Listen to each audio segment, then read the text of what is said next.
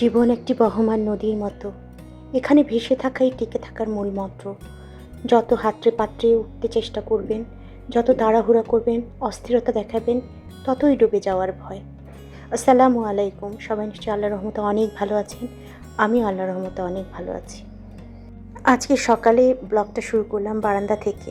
বারান্দায় এসে নিজেকে একটু রিচার্জ করে নিই, তারপরে সারাদিনের ব্যস্ততা, ক্লান্তি সব কিছু যেন শরীর আর মনে ঢেলে দিই। গুঁড়ো সাবান শেষ হয়ে গেছে, কাপড় ওয়াশ করব, তাই সাবানগুলোও ঢেলে নিচ্ছি। আর আমি দুটো পটি সাবান ইউজ করি, একটা সার্ফ এক্সেল নিই, একটা অন্য যে কোনো ডিটারজেন্ট নেই। হাজব্যান্ডের অফিসের কাপড়, বাচ্চার স্কুলের শার্ট, এগুলো একটু হালকা কালারের সাদা শার্ট, তো এগুলো দিয়ে একটু সার্ফ এক্সেল দিয়ে আলাদা করে ভিজিয়ে রাখলে কাপড়টা ক্লিন হয় ভালো। আমি অলমোস্ট সব কাপড়ই মেশিনে ধুই, কিছু সেন্সিটিভ কাপড় যেগুলো হ্যান্ড ওয়াশ করি, এছাড়া সবই আমি মেশিনে কাপড় ওয়াশ করি। আগে আমার হেল্পিং হ্যান্ড ধুতো, কিন্তু খুবই নকরা করে, কাপড় একটু বেশি হলে ঝামেলা করে, সেই জন্য আর এই ঝামেলাতেই আর যাইনি। মেশিন কিনে নিয়েছি, এখন একদম মুক্তি।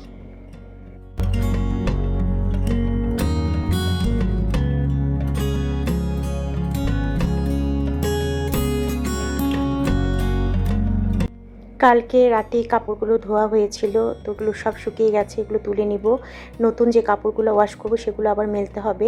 মেশিনে ধুলে 80%ই ক্লিন, মানে ড্রাই হয়ে যায়, কিন্তু তারপরেও ভেজা ভেজা থাকে। আর যখন আকাশ মেঘলা থাকে, ওয়েদার ভেজা ভেজা, তখন আর শুকাতে চায় না, তখন আবার ঘরে নিয়ে একটু মেলে দিতে হয়।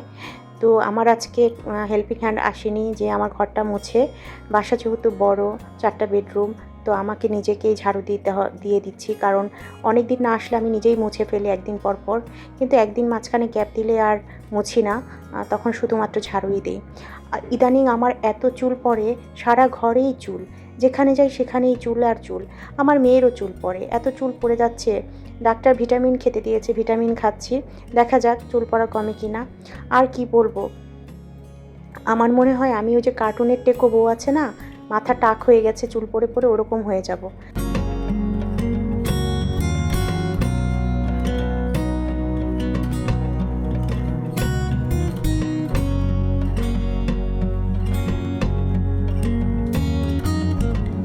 ডিমগুলো এনে ওয়াশ করে সাবান পানিতে ভিজিয়ে রেখেছিলাম, তারপর ধুয়ে এখন গুছিয়ে রাখছি। এখানে ডিমগুলো রাখলে দেখতেও খুব ভালো লাগে, আর কিচেনে কাজ করার সময় হাতের কাছে ডিমটা নিতেও খুব সুবিধা। আসলে এইসব ছোট ছোট জিনিসগুলোই তো আমাদের শখ আর স্বপ্ন। আমাদের যে খুব বড় বড় জিনিস চাওয়া পাওয়া তা কিন্তু না। নিজের রান্নাঘরটা একটু সুন্দর করে সাজাবো, বেডরুমটাকে একটু মনের মতো গুছাবো, আর আশেপাশে যে মানুষগুলো আছে না, তাদের একটু ভালোবাসা পাবো, আর কিছু না।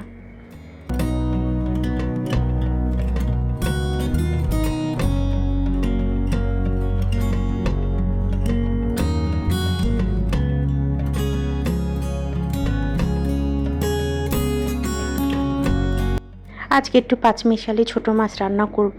টমেটো, পেঁয়াজ আর এখানে কাঁচা আম, ধনেপাতা সব কিছু দিয়ে নিয়েছি, মাখিয়ে বসিয়ে দিব। আর একটু গোশত দিয়ে মিষ্টি কুমড়ো রান্না করব। আর একটু মিষ্টি কুমড়ো রয়ে গিয়েছিল মাংসের জন্য কাটার পর, ওইটুক দিয়ে আলু দিয়ে একটু পাঁচফোড়ন দিয়ে ভাজি করে ফেলবো। পাঁচফোড়ন দিয়ে আলু দিয়ে মিষ্টি কুমড়ো ভাজিটা রুটি দিয়ে খেতেও অনেক ভালো লাগে, ভাত দিয়ে খেতেও ভালো লাগে। আবার যদি একটু রয়ে যায়, আমি অনেক সময় খিচুড়ি রান্না করলে সেটার মধ্যে দিয়ে দিই, তখনও খেতে ভালোই লাগে।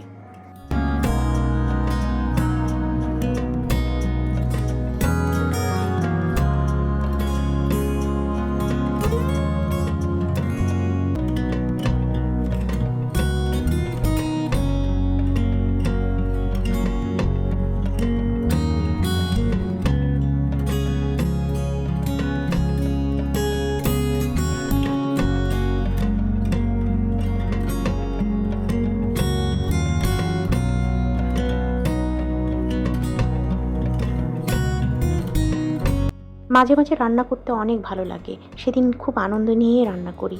কে কী খায় তার পছন্দের রান্নাটা রান্না করে তার পাতে তুলে দিতে খুবই ভালো লাগে।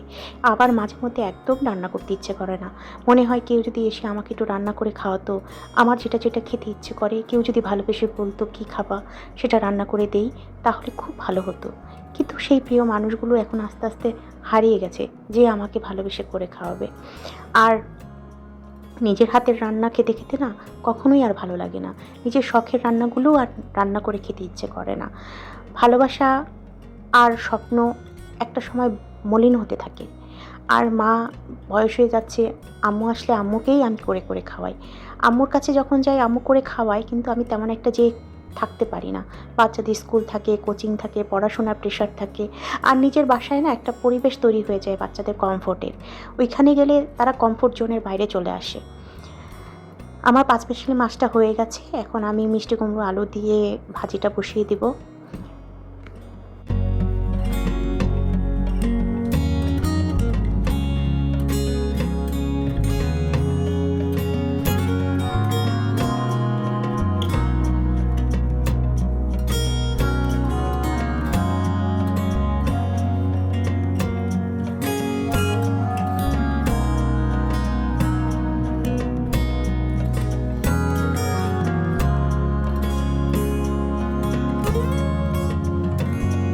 একটা সময় কোনো কিছুই আমি রান্না করতে পারতাম না। আমার বিয়ের পরে আমি রান্নাবান্না মোটামুটি আমার শাশুড়ি মায়ের কাছেই শিখেছি। মানে উনি করাতেন, বলতেন এভাবে এভাবে করো, তখন আস্তে আস্তে করেছি। বিয়ের আগে লেখাপড়া করতাম, বন্ধুবান্ধব নিয়ে থাকতাম, আসলে ওইভাবেই জীবনটা ছিল। বিয়ের পরে একদম অন্যরকম একটা জীবন। আর সবচেয়ে বড় কথা, আপনি যদি একটা খুবই খোলামেলা পরিবার থেকে এসে হঠাৎ করে রক্ষণশীল একটা পরিবারের বউ হন, তখন আপনার শুরুতে অনেক কষ্ট হবে অ্যাডজাস্ট করার। আমার বেলায় সেই ঘটনাটাই ঘটেছিল। আমার অ্যাডজাস্ট করতে অনেক অসুবিধা হয়েছিল। আমার বাবা মা মোটামুটি আমাদের অনেক স্বাধীনতা দিয়েই বড় করেছেন, কিন্তু শ্বশুরবাড়িটা বেশ রক্ষণশীল। হাজব্যান্ড খারাপ মানুষ আমি বলবো না, অনেক ভালো, এই যুগের অনুযায়ী অনেক ভালো। রক্ষণশীলদের একটা ভালো দিক আছে কি জানেন, তারা পরিবারকে হয় প্রচণ্ড। আমার স্বামী যেমন খুব পরিবার কেন্দ্রিক, তার জীবনে তার মা বাবা, তার বাচ্চারা, তার স্ত্রী ছাড়া মনে হয় আর কিছু নেই। বন্ধু বান্ধব, বাইরের জগৎ নিয়ে খুব একটা মানে মশগুল থাকে না। এদিক দিয়ে খুবই ভালো, খুবই সাংসারিক আসলে, এমনি ম্যাচিউরিটি অনেক।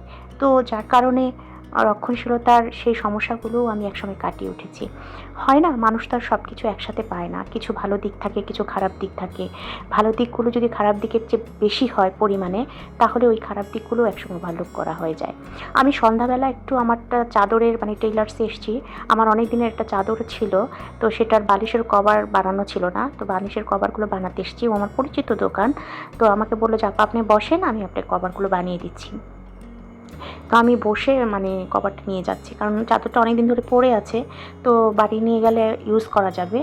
আর এখানে এই বাড়িটায় বিয়ে আমাদের এলাকাতেই, তো আমাদেরকেও ওইখানে ইনভাইট করেছে, এখানে অ্যাপার্টমেন্ট আর কি, যার মেয়ের বিয়ে তার ফ্ল্যাট এখানে। তো আমি বাইরে যখন গিয়েছি একসাথে এই জিনিসগুলো লাগতো তাই কিনে নিয়ে এসেছি। আর সে ভাবলাম যে এগুলো একসাথে নিয়ে যাই। তো এখানে কিছু কর্নফ্লেক্স, তারপরে একটু আদা রসুন শেষ হয়ে যায়। আমরা যেহেতু মাংস জাতীয় জিনিসটা বেশি খাই, তো আমাদের একটু আদা রসুনটা বেশি লাগে আর কি। তারপরে একটু আলু শেষ হয়ে গেছিলো, তারপরে ডাল, এই সব আর কি, নুডলস এসব টুকটাক জিনিস। তো হাজবেন্ড বাজার করে, কিন্তু টুকটাক জিনিস যা লাগে সেটা দেখা যায় আমি বাইরে গেলেই নিয়ে আসি। এলাকার ভিতরেই প্রচুর দোকান আছে, সমস্যা হয় না।